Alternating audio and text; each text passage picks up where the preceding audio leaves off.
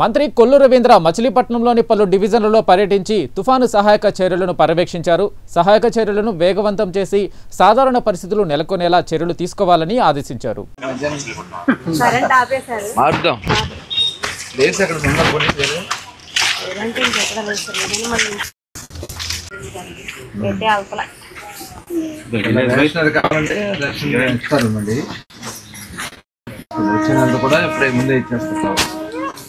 अंदा रेशनरी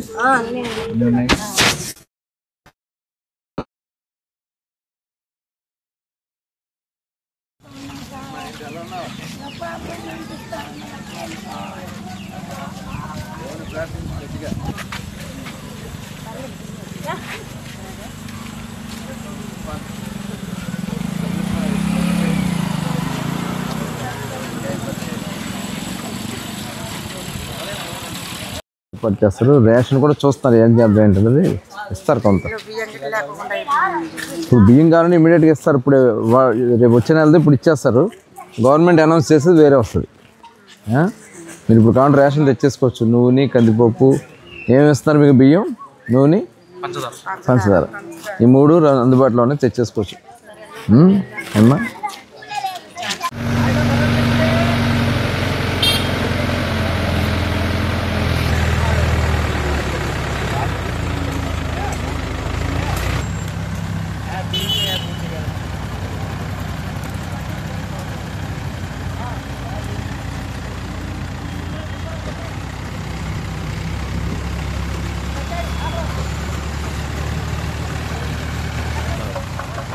cool రాదు.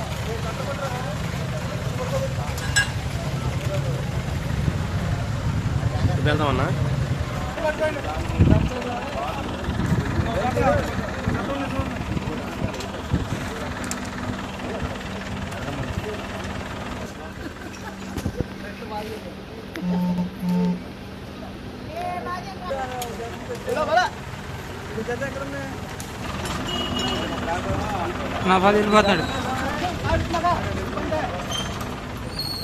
తుఫాను నిన్న రాత్రి తీరం దాటిన తర్వాత తీరం దాటే సమయంలో మధ్యాహ్నం సుమారుగా 3:30-4 గంటల దగ్గర నుంచి విపరీతమైనటువంటి గాలులు, దాదాపు 80 నుంచి 90 కిలోమీటర్ల మధ్య కూడా మచిలీపట్నంలో గాలులు అయితే వీచినాయి. మరి ఆ గాలులకి పెద్ద ఎత్తున చెట్లన్నీ కూడా పడిపోయినాయి.